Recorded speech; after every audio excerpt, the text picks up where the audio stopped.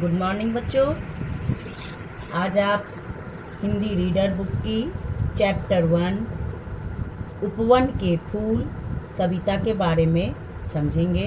मैं आपको सुनाने जा रही हूँ ये कविता और उसके अर्थ आप ध्यान से सुने। बेटा, जैसे मैं कल बताई थी कि आप अपने आगे कॉपी को ज़रूर रखो, तो ये रखना।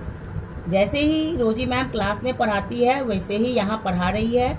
आप अपने आगे कॉपी को रखें और इस कविता का जो भी कुछ आप नहीं समझ रहे हैं उस कॉपी पर लिखें, और जो समझ रहे हैं उसे भी लिखें, क्योंकि इसी से आपको अपना होमवर्क भी बनाना है। इसलिए इसको अपने कॉपी पर लिखो। कविता का नाम है उपवन के फूल। इस कविता के रचयिता हैं त्रिलोक सिंह ठकुरेला।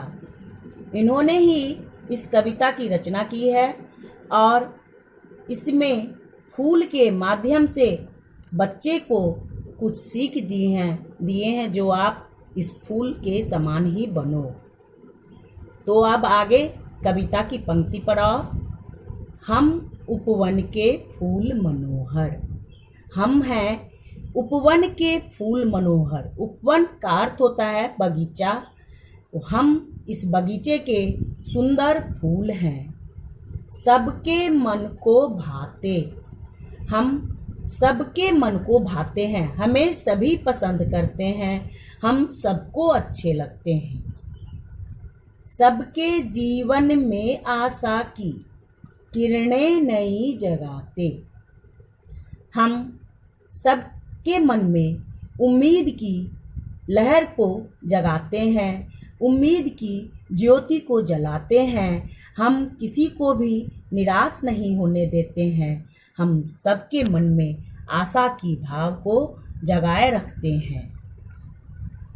हिलमिल हिलमिल महकाते हैं, मिलकर क्यारी क्यारी। हम एक दूसरे से मिलजुल कर क्यारी में महक को बिखेरते हैं, खुशबू को बिखेरते हैं, सुगंध को बिखेरते हैं। हम एक जगह मिलजुल कर क्यारी में सब अपनी सुगंध को दूसरों के लिए छोड़ते हैं, बिखेरते हैं। हम उस जगह को महकाते हैं। सदा दूसरों को सुख दे।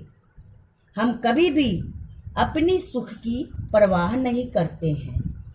फूल जो है कभी भी अपने लिए किसी भी चीज की उम्मीद नहीं रखता है। फूल सदा दूसरे को ही सुख देने की भावना रखता है। वह हमेशा दूसरे को ही खुश करने की इच्छा रखता है।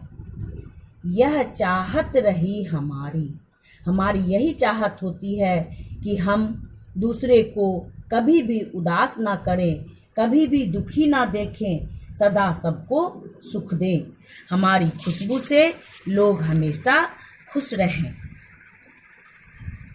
कांटों से घिरने पर भी हम कांटों से घिरे होने पर भी सीखा हमने मुस्काना। हमेशा मुस्कान ही बिखेरते हैं, हमेशा मुस्कुराते ही रहते हैं। इसका अर्थ है कि बच्चों, तुम्हें भी अगर कभी किसी प्रकार की कष्ट का अनुभव हो तो तुम उदास ना हो, तुम हतोत्साह ना हो। तुम अपने मन में उम्मीद रखकर कि ये कष्ट हमारे दूर हो जाएंगे, ये दुख हमारे दूर हो जाएंगे। हमें उदास नहीं रहना है, खुशी खुशी उससे हमें संघर्ष करना है, और संघर्ष के बाद तो हमारी जीत होती ही है।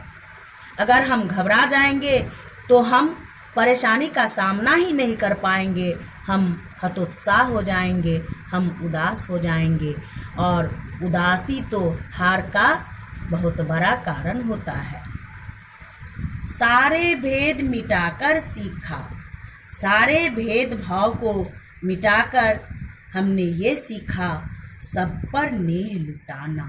हमारे लिए जाति पाति का अच्छा बुरा का कोई भी भेदभाव नहीं है।